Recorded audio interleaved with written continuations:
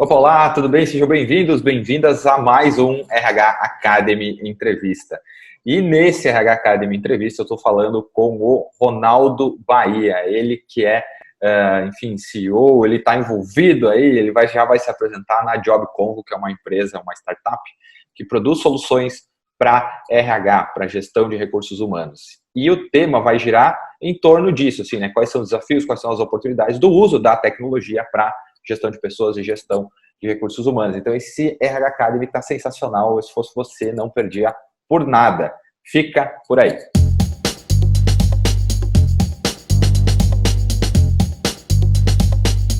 E aí, Ronaldo, seja bem-vindo, bem-vinda. Obrigado por aceitar o convite, obrigado por essa disponibilidade de participar da RH Academy Entrevista. É sempre um prazer conversar com gente que atua no universo de gestão de recursos humanos, e em especial está nessa área da tecnologia, que é tema de ponta hoje no mundo e no Brasil, né? E aí eu gostaria que você se apresentasse um pouquinho, falasse quem você é, de onde você tem, o que você faz, para o pessoal que assiste aqui o RH Academy Entrevista. Perfeito. Obrigado, Alessandro. Obrigado, RH Academy. Obrigado pelo convite, né?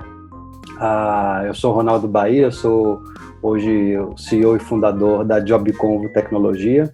A JobConvo hoje ela fornece soluções de tecnologia para recrutamento e admissão digital. A gente utiliza inteligência artificial em diversos pontos da cadeia do processo, tá? Falando um pouquinho sobre mim, apesar do meu sobrenome Bahia, eu sou mineiro e fico em São Paulo, aqui no nosso escritório comercial em São Paulo. A empresa é mineira, tá? A JobConvo é uma empresa mineira, a maioria da nossa equipe fica em Minas. A gente tem uma equipe distribuída, tem gente em Portugal, tem gente no Nicarágua, tem gente em Mato Grosso, Recife, e assim vai. Acho que o coronavírus fez com que isso fosse mais abrangente, né? Então, a gente acabou fazendo isso para um benefício da empresa como um todo. Eu sou formado em administração de empresas, tá? Pela Universidade de Sete Lagoas, que é a minha cidade, porque nem preciso dizer que ela é pouquíssimo conhecida fora da região, né? E eu trabalhei 10 anos em supply chain, planejamento de vendas e operações na PepsiCo, divisão de snacks, que é uma chips. Acho que boa parte de quem nos assiste consome esses produtos aí que você ajudou a viabilizar aí. Eu sou um grande fã. Com certeza. É uma marca muito forte, né? Meu último cargo foi em planejamento de vendas e operações, mas eu entrei na empresa terceirizado, trabalhando de 10 da noite às 5:30 da manhã, para uma promoção de figurinhas, tazos. Então eu trabalhava colocando figurinhas nos pacotes de salgadinhos de 10 da noite às 5:30 da manhã. Esse foi o meu primeiro emprego, carteira assinada, tá? Apesar de meu primeiro trabalho mesmo, aos 14 anos eu trabalhei numa locadora de videogames de uma tia. E meu trabalho era dificilmente testar os jogos e recomendar os jogos. Para quem tinha 14 anos, devia ser assim, um trabalho exaustivo. Emprego dos sonhos. Né? Emprego dos sonhos, né? Uma curiosidade, Alessandro, que eu lembro muito bem, o salário mínimo era R$120, eu ganhava R$70 e R$35 ia embora com bala. Eu acho que todo mundo que trabalhou quando novo, né? Eu também comecei a trabalhar desde muito novo, assim, com 10 anos de idade. E era bem essa distribuição, né? A gente recebia o salário e esse salário ou virava, no meu caso, produtos Elma Chips, balas, ou eu alugava videogames também. Então, se a gente tivesse conhecido em uma região aí próxima, provavelmente seria teu cliente. Perfeito. Lá não tinha outra locadora na minha cidade, então era bem pioneiro, mas aí com a questão dos jogos em CD, pirataria, então acabou a locadora, mas eu vejo que a minha paixão por tecnologia veio daí, sabe?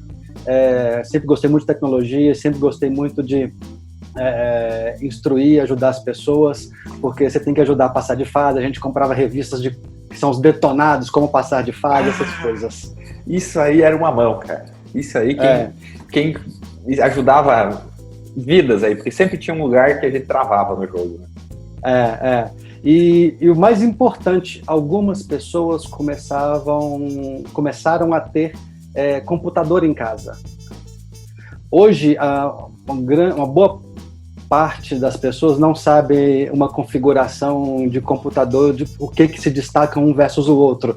Por que um é i5, o outro é i7, o que é melhor giga RAM, o que é melhor memória, o que é SSD, o que é HD. As pessoas não conseguem diferenciar isso em sua maioria, apesar disso já ter uma boa difusão de conhecimento. Você imagina lá naquela época, em 95, 96, né? Então, com algumas pessoas começando a ter computador em casa, alguns jogos eram em CD-ROM, eram em CD. Só que hoje é fácil, eu vou pegar meu celular, baixo o jogo aqui que eu quiser e já saio jogando, né? Ou seja, existe uma série de comandos acontecendo automaticamente que vão instalar e inicializar esse jogo para você. Lá em 1995... Você tinha que ver se o computador tinha as configurações corretas, ver se a pessoa tinha um CD-ROM, um drive para colocar um CD-ROM. Ele queria o jogo, né? Mas daí tinha um disquetão. Eu tive acesso, assim, eu peguei na mão o disquete, cara, ele era desse tamanho, assim, um disquete. Eu acho que com certeza tu lembra. Até determinada fase tem que mudar de disquete. Exato. Foi uma fase boa. Então eu ia na casa das pessoas instalar os jogos para elas poderem jogar. Muitas vezes eu voltava frustrado porque tentava de tudo e não tinha condição. Não existia internet com tutorial, não existia isso. Então acho que vem daí a minha afinidade com tecnologia e ajudar na melhoria dos processos, porque querendo ou não, fazer uma pessoa ter... no interior não se tem muita coisa de distração, né? Então você ter um jogo e chamar os amigos... quando você tá na casa ali entre 10 e 18 anos, acho que isso é bem bacana. A gente tem uma turma muito boa, meus amigos até hoje, alguns jogam videogame, eu jogo até hoje, é uma distração minha, então vem daí um pouco da minha formação e meu interesse por tecnologia. Cara, sensacional isso que você fala, e daqui a gente já tem uma séria ramificação para a nossa conversa de hoje. Eu vou começar fazendo só um apanhado assim, dessa história que você falou. Você falou que enfim, teve contato com o computador mesmo, né? Aquele monitor tubo, com certeza foi isso, 96, por aí eu também tive esse contato. E você falou que hoje a pessoa tem o seu game, né, o seu gadget no smartphone. E aí a gente tem uma geração no meio dessa, que obviamente é depois de mim e depois de você, que ela não passou pelo computador, celular no tradicional, né, o Nokia, que era o tradicional da época, e smartphone. Ela já nasceu com o smartphone. E aí, eu acho que até tá um pouquinho assim na nossa, entre aspas, pauta, né, que é o cenário atual da tecnologia. A gente tem uma pessoa que ela é um usuário, ela consome, mas ela talvez não consegue resolver esses problemas que a gente tinha que de fato, sim, quebrar a cabeça para resolver, né? E aí a gente pode falar, assim, talvez seja um termo, o letramento digital, não sei se é isso, né? Que não é, sabe, pegar o aplicativo e abrir o aplicativo que faz a pessoa, alguém que conhece de fato isso, né? É um usuário. E queria se você pudesse comentar um pouquinho, porque você está muito mais dentro da área da tecnologia do que eu, né? Qual que é esse cenário que você enxerga nas empresas, em termos, assim, até de oportunidade, para quem nos assiste aqui, ficar ligado, putz, eu acho que eu vou olhar a minha carreira para esse lugar, ou para quem é DRH, eu vou ter que suprir essa necessidade interna, né? Porque a gente pega assim, sei lá, pacote off, todo mundo tem um intermediário, é igual o inglês intermediário, mas na hora de botar para fazer não rola, né? Como que você vê isso aí, Ronaldo? Tá. Nesse cenário, Alessandro, de tecnologia, né, seja no usuário final, seja na nossa atuação que é em recrutamento e admissão de pessoas, e agora em tempos de coronavírus está sendo praticamente obrigatório fazer remoto digital, né? Nós acho que temos duas vertentes aí. A primeira é o público final, que ele é o consumidor.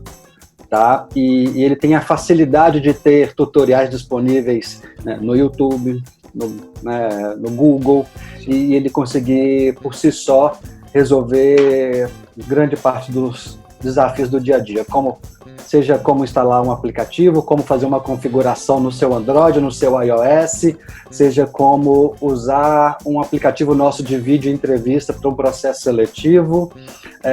As pessoas, eu vejo que elas estão muito antenadas. A gente tem candidatos que questionam a LGPD, que é a Lei Geral de Proteção de Dados, se isso está de acordo para ele poder participar de um processo seletivo usando nossas plataformas. E eu acho que isso é um ponto muito positivo. Eu posso até chamar isso de alfabetização digital. Isso. Tá? Creio que as escolas têm um trabalho, né, muito importante nessa questão da alfabetização digital. Uma coisa é eu usar as redes sociais, buscadores de internet, e ficar consumindo ali sem saber mais ou menos o que eu estou fazendo. Eu vou no automático, como um consumidor. A outra coisa é entender se um site é seguro ou não, se ele está roubando dados ou não, se aparece pop-ups e ele quer aceitar os cookies para ele reter suas informações, depois te mostrar propaganda por conta disso. Então, eu acho que essa alfabetização de como funciona a internet, os protocolos de internet, HTTPS, HTTP, o que é HTML, o que são linguagens de programação, acho que isso tudo faz bastante diferença para educar o consumidor, para ele não ser, né, vítima de hackers e coisas semelhantes. Já no cenário corporativo, onde eu, né, da JobConvo Tecnologia, fornecemos soluções para o RH, ainda tem muitos profissionais que, por exemplo, são da área de psicologia e, por exemplo, numa faculdade ele tem quase nenhum ou pouco acesso à tecnologia. Então, eu acho que isso é uma coisa que deveria ser revista, porque se eu formei, independente da área, se eu vou ser médico, advogado, psicólogo, administrador, inevitavelmente eu vou ter que usar um sistema, uma tecnologia. Exato, cara. Inevitavelmente. Até complementando isso tudo, assim, eu diria, assim, falando do RH Academy, das oportunidades que eu tenho visto de comentários de pessoas que entram em contato comigo. A gente tem pessoas falando da minha área, eu sou graduado em psicologia, e assim, as pessoas comentam, que bom que eu achei o teu canal, porque eu não vejo isso na faculdade. Né? Uhum. E aí, assim, por outro lado também, quando, entre aspas, algo vira matéria de faculdade, ele já não é mais tão inovador.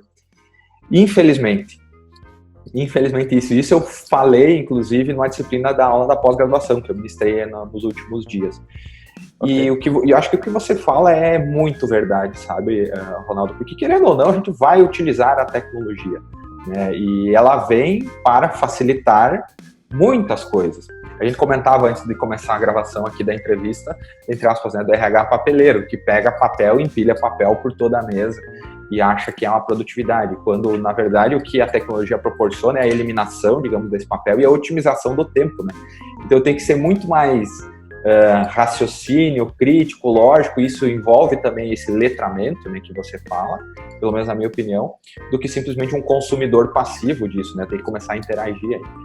E assim, no que você tem visto, nos contatos com empresas e profissionais que você tem visto, esse perfil letrado digital, ele é frequente, ele é fácil de achar? Ele é mais difícil? Que nível isso é visto dentro das empresas? Se você puder falar.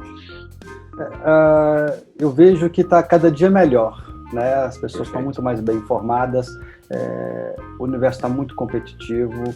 Hoje a JobConvo, ela é uma empresa mineira, eu fico em São Paulo, que a maioria dos nossos clientes estão aqui, mas eu tenho que prestar atenção numa empresa lá na China, lá nos Estados Unidos, lá na Europa, lá na Suécia. No meio da Suécia tem às vezes um fornecedor que empresas no Brasil estão utilizando.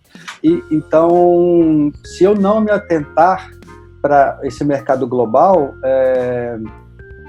eu como profissional, eu fico defasado. Então, acho que esse cenário, ele tem propiciado, né, as pessoas a estarem mais atentas à tecnologia, à diversificação, a questões de análise de dados, né, para efetuar respostas em relatórios que vão condizer com a realidade. Então, acho que isso vem numa crescente positiva, tá? Eu recentemente, não tão recentemente assim, já tem uns 4, 5 meses, eu li o segundo livro do Yuval Harari, que é um pesquisador historiador, né, de Israel, e no livro que num dos livros dele, não lembro agora se é a Breve História da Humanidade ou se é o Homo Deus, ele fala que no curso de História, na Faculdade de Jerusalém, as pessoas têm aula de estatística, matemática, porque isso é que eu consigo extrair resultados para prover soluções, né? E eu acho que, trazendo um pouco para a sua pergunta, que as pessoas estudando a psicologia, no nosso caso, faculdades humanas, mas com um olhar para números, eu acho que isso tem crescido bastante, sendo positivo, tá? Quando você fala de estatística, de uma coisa que eu jamais imaginaria que eu fosse gostar, porque eu vim da área da psicologia e a gente tem muito pouco contato com isso, pelo menos na minha graduação. Mas a diferença de saber, pelo menos entender a estatística, estou falando de operar, né? Mas entender, porque é o básico, né? Quando a gente vai falar de utilizar sistemas e aplicativos para gestão de pessoas, a capacidade de entender essa estatística é o que vai determinar se a decisão ela vai estar de fato bem fundamentada ou não. E além disso, né, o que me garante que num grande volume de dados, uma média 1 e uma média 2 são de fato diferentes? Elas são diferentes objetivamente, né? Mas estatisticamente é outra conversa. E aí, eu acho que esse é o lance aí, né? E veja só, cara, a gente tá falando de psicologia, de estatística, de tecnologia, e me parece que é por aí, assim, se eu pudesse dar um palpite, um pitaco, algumas das competências técnicas que o pessoal da área de gestão de recursos humanos precisa começar a olhar, né? Porque iria acontecer, você mencionou, né, em função do coronavírus, agora vocês estão com gente em várias partes do mundo e está trabalhando, então aquilo que iria acontecer já está acontecendo, ele só acelerou um pouquinho. Então, exato. Você acha que faz sentido isso?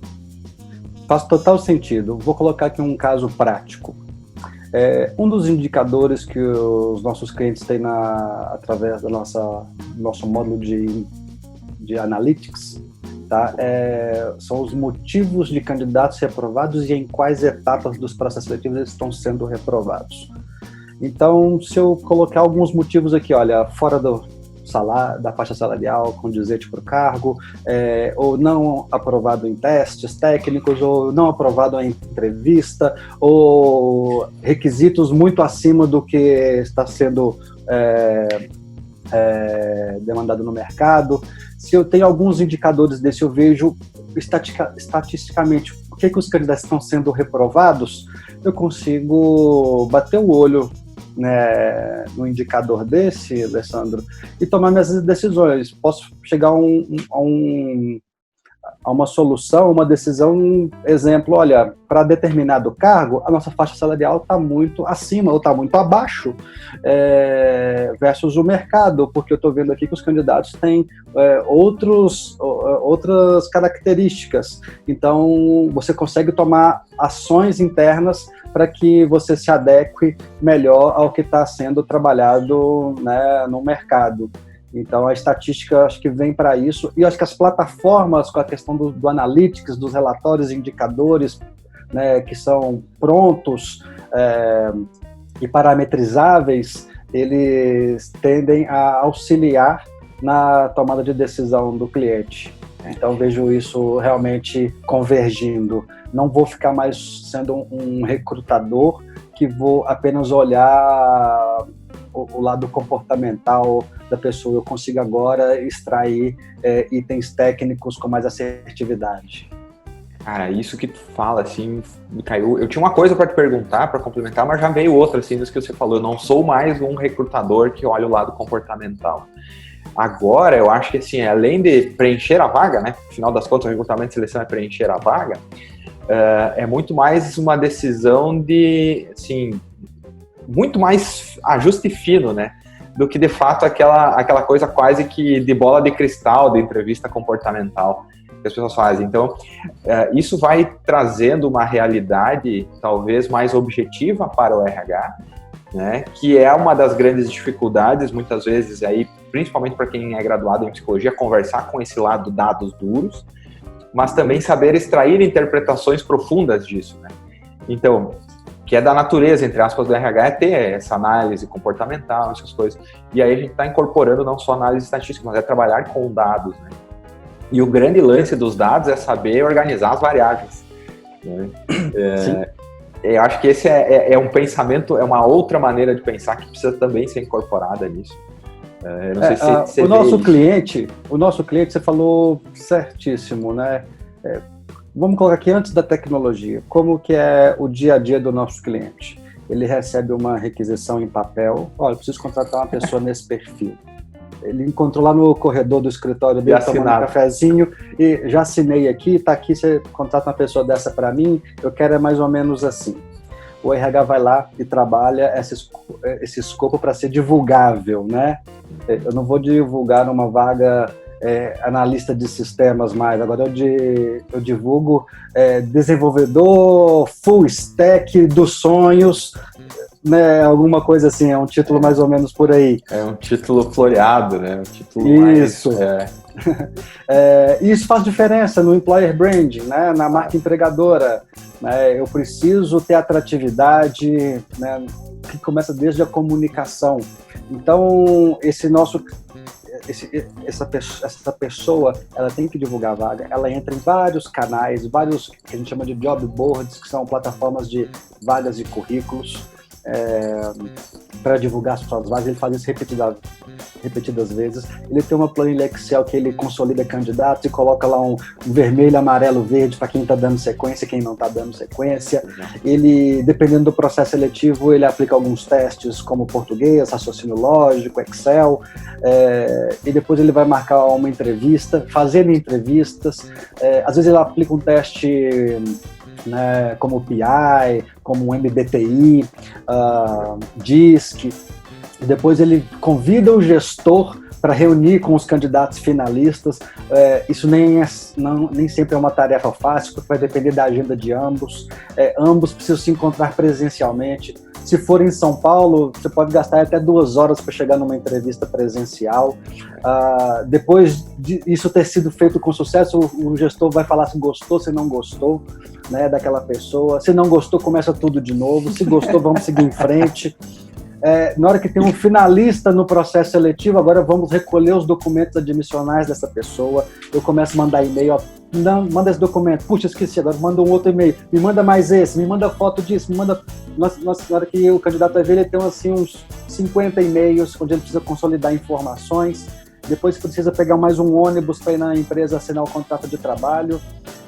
Vamos supor que ele mora na Zona Leste, ele tem que ir no extremo oeste para... ele gasta um dia para fazer isso. Se ele chegar lá e tiver com a documentação ok, se não tiver esquecido nada, ok. E aí, isso é muito trabalhoso. Isso demanda muito esforço, é muito operacional. E eu tenho certeza que tem muita gente que está nos assistindo que se viu nessa tua fala em todos os momentos. É isso mesmo. Então, o que a tecnologia vem para auxiliar, né, no desafio aí, do dia a dia do nosso cliente? Esquece esse cenário todo. A tecnologia vai executar a grande maioria das partes operacionais para você. Você não mais precisa aplicar testes, não mais precisa corrigir teste, você não precisa mais gastar tempo com pilhas de currículos ou N triagens e não ter o candidato adequado. Você não precisa mais ficar duplicando vagas em diversos canais. Você não precisa mais criar na unha ali no aparelho Excel programa de indicação. Você não precisa mais ter problemas de agendamento entre gestor e candidato, e você não precisa mais ter o esforço de recolhimento de documentos e assinatura de contratos né? Isso leva em torno, uma média, Alessandra, até curioso, uma média global, as empresas têm gastado em média quase 40 dias para fazer um processo. Tá? Alguns são menos, outros são mais, outros nem fecham, ficam 6 meses em aberto um processo, outros se fecham em uma semana, mas na média são 40 dias.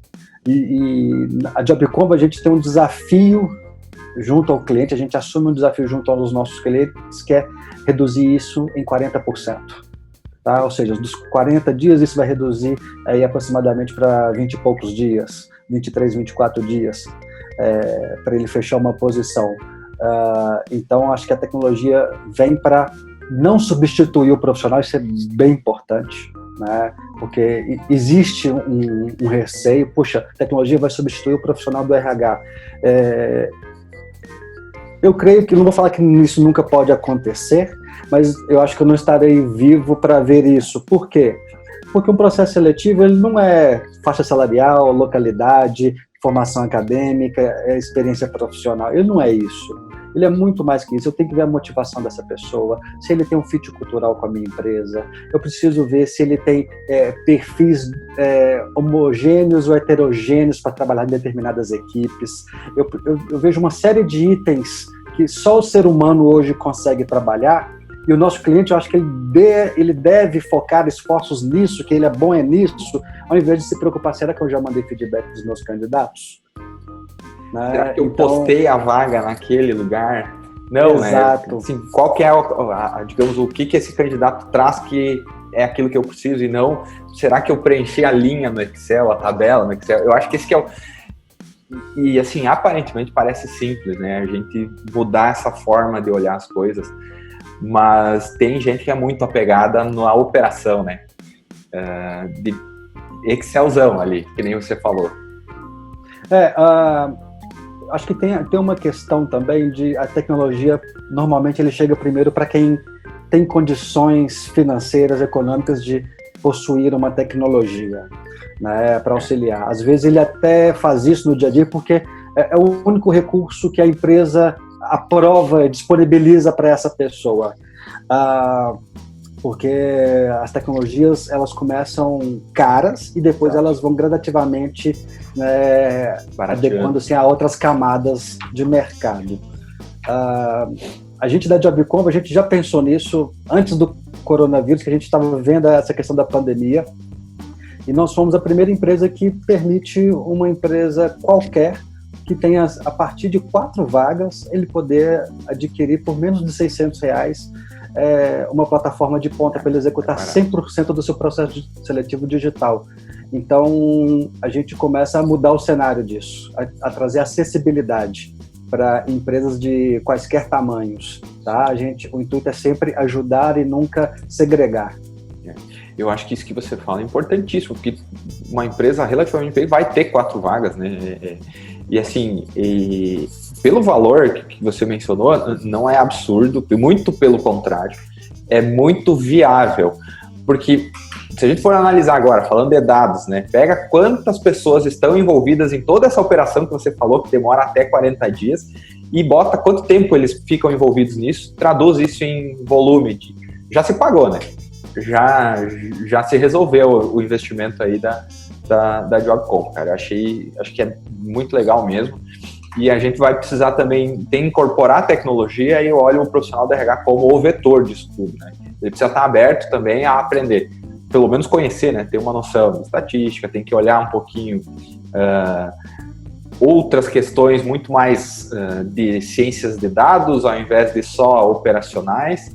E acho que esse que é a grande virada, porque é perfeitamente viável, e muito quando você falava, né, das contratações do processo, eu me vi, porque eu fiz muito isso, sabe? E não existe nada mais frustrante do que ir perdendo bons candidatos ao longo do tempo por falta de agilidade na captação. E eu também fiz uma relação com o que você comentou, né, que vocês, enfim, tem um fornecedor lá na Europa que está com uma solução parecida e que as empresas aqui do Brasil estão consumindo. Eu acho que poucas empresas nascem globais já, ou nascem literalmente globais como empresas de tecnologia. E vocês precisam estar muito de olho no mundo, né? enquanto que outras empresas estão muito mais no local, no nacional, no estado. O cara lá da Índia, se conseguir fazer e botar no Brasil traduzido, rodando, vai competir diretamente com vocês, né? O desafio é bem maior de se manter relevante para os clientes. Verdade, verdade. E o que a Jobcom fez para resolver isso? Se eu tenho um cliente, um potencial cliente, que ele usa uma solução que é global, vamos supor que a base dele é Estados Unidos, e globalmente eles são obrigados a usar uma plataforma de recrutamento. Ah, perfeito. Independente se essa plataforma vai atender as necessidades regionais do Brasil, da Índia, etc. Tá? A maioria das plataformas, eles não vão conseguir entrar nessa empresa, por melhor que seja a sua solução. O que a Jobcom fez perante a esse cenário? A gente criou módulos. Então, nós temos clientes que só usa o módulo de teste, só usa o módulo do MBTI, só usa o módulo Fit Cultural, só usa o módulo de vídeo entrevista, só usa o módulo de admissão digital. Então, ele não precisa adquirir a solução 100%.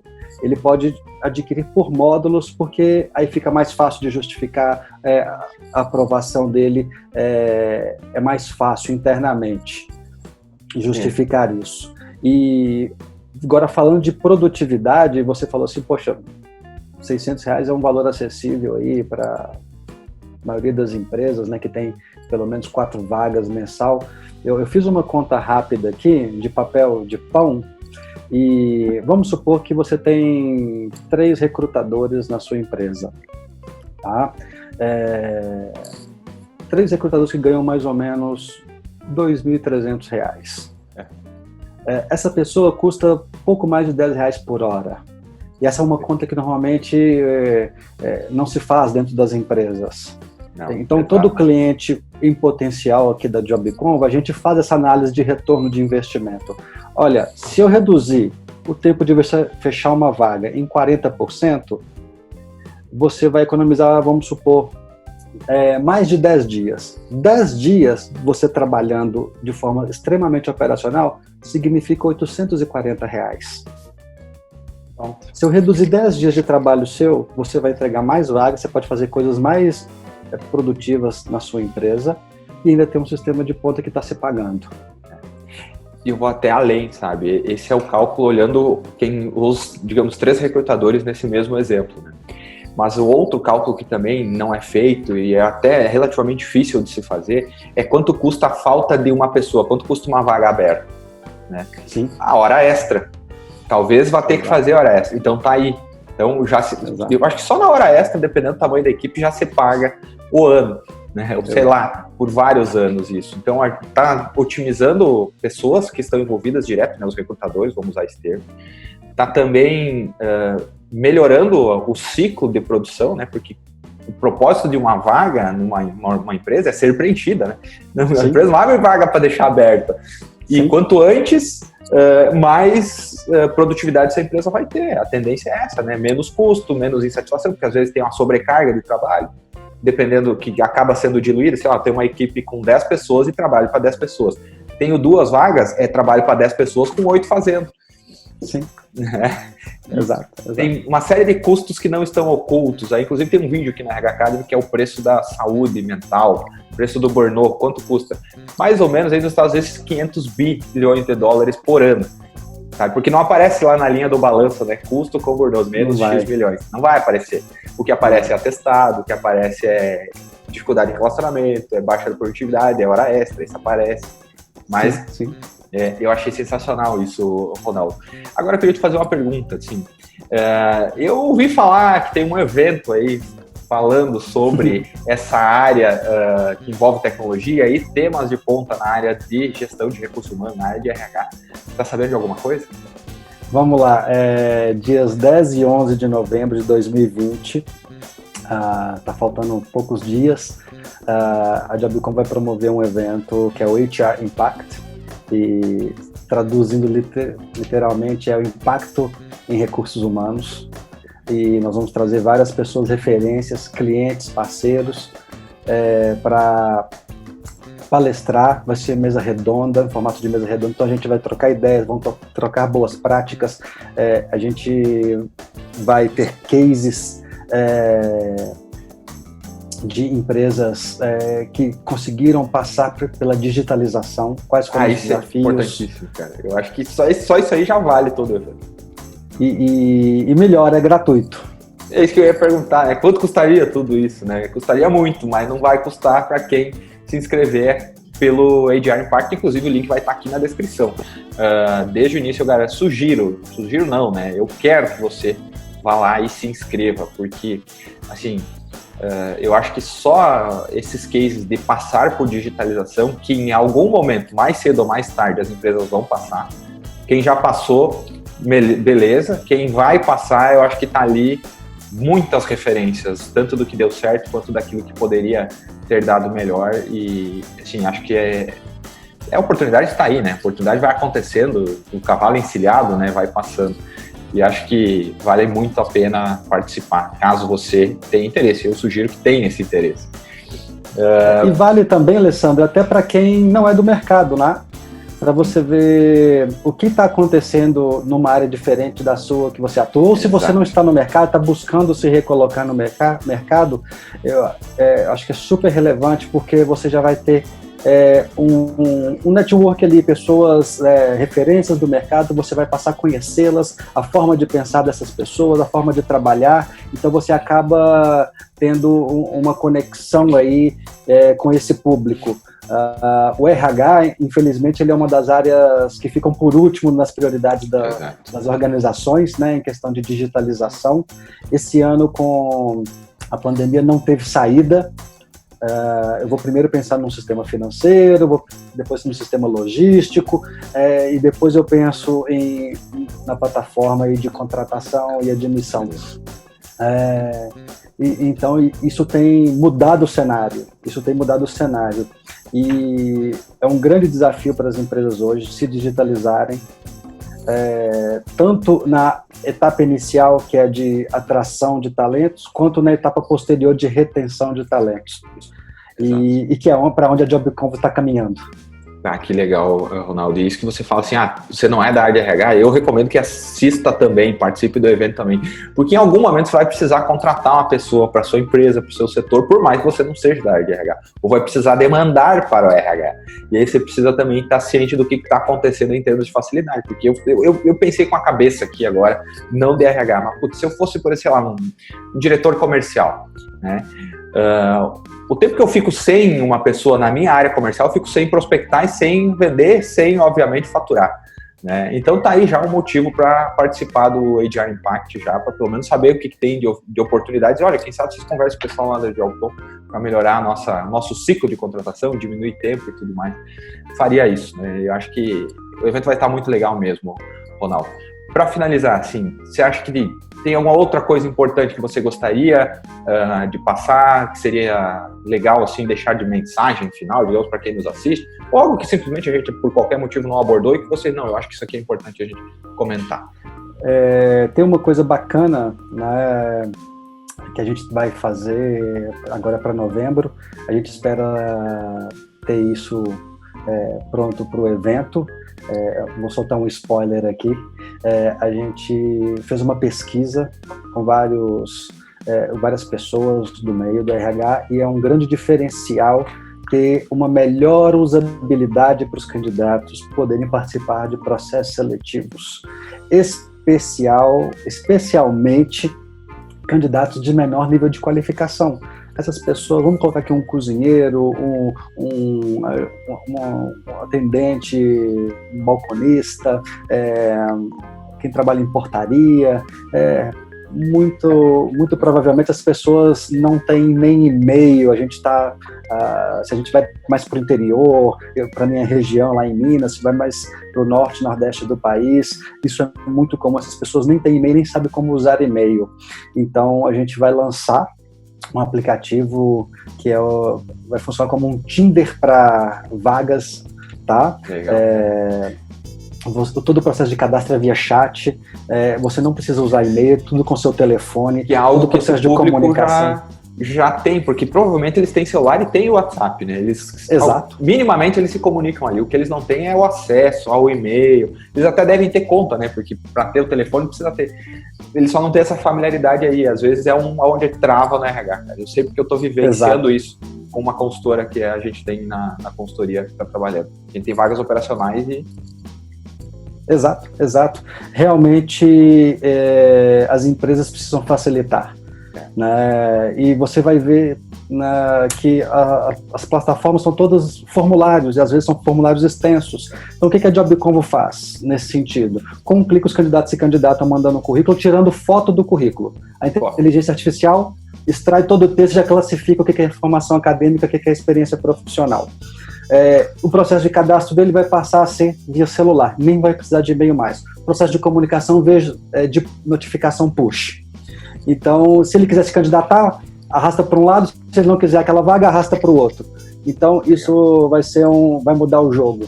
Né? E principalmente, Alessandro, para ver vagas geolocalizadas, que estejam mais próximas de onde está o candidato. Putz, cara, eu acho que isso é uma baita funcionalidade, sabe? Porque ela é simples e ela, de fato, resolve um problema real, tanto para o candidato que está buscando colocação e por qualquer motivo, que a gente já falou, né, acaba não tendo acesso a esses meios de informação, computadores e tudo mais, e acaba, de certa forma, ficando à margem do mercado, né? Ele vai muito mais ao fulano, ficou sabendo que lá em tal lugar, e o RH também que precisa chegar nessa pessoa e às vezes não consegue, né? Não tem carro de som que dê conta, e como você falou, às vezes até no interior tem essa dificuldade. Eu achei muito legal. Então, Ronaldo, obrigado mais uma vez, cara, obrigado por esse spoiler do que vai acontecer aí de lançamento desse novo aplicativo. Para você que nos assistiu até agora, até aqui, não se esqueça de se inscrever no canal, também deixar o seu gostei e acompanhar a JobConvo. Eu vou deixar todos os contatos da JobConvo aqui na descrição desse vídeo e, em especial, o link para você se inscrever no HR Impact, que vai acontecer nos dias 10 e 11 de novembro de 2020. 100% online, 100% gratuito, vai estar muito legal mesmo. Muita gente bacana que vai estar lá.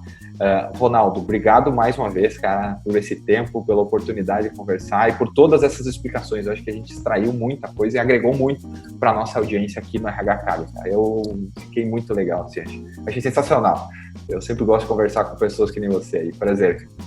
Obrigado, Alessandro. Eu que agradeço a oportunidade. Prazer participar, né, do seu canal aí e fica à disposição. Valeu, Ronaldo. Obrigadão. Até mais, gente. Um abraço.